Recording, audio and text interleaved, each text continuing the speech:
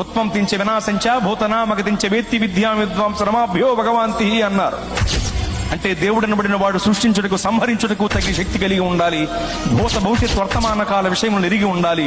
ఈ అర్హతలు కలిగిన వాడే దేవుడు అని భావం.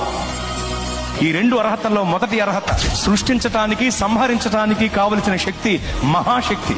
అంటే మహాశక్తి కలిగిన వాడే దేవుడు, అనగా మహాశక్తివంతుడే దేవుడు. మరి మహాశక్తివంతుడు ఎవరు? నలుగురిని నరికినవాడా, 10 మందిని బాధినవాడా?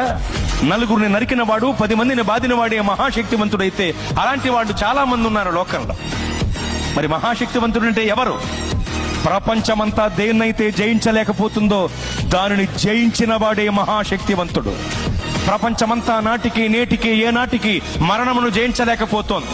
మరణమనే మహమ్మారి మర్యాద లేనిదై మానవ జాతిపై విరుచుకుబడి మరణ మృదంగాన్ని మ్రోగిస్తూ విజయ వికటట్టహాసం చేసి వెర్రవీగుతుంటే మరణమనే మహమ్మారి యొక్క పీచమణిచి దాని ముళ్ళు విరిచి మరణమును జయించి తిరిగి లేచిన మహాశక్తివంతుడు యేసు ప్రభువు వారు మాత్రమే. ఓ మరణమా నీ ముళ్ళు ఎక్కడ, నీ విజయం ఎక్కడ? నీ ప్రభువు అడిగితే మృత్యువుకు ముచ్చెమటలు పట్టాయి.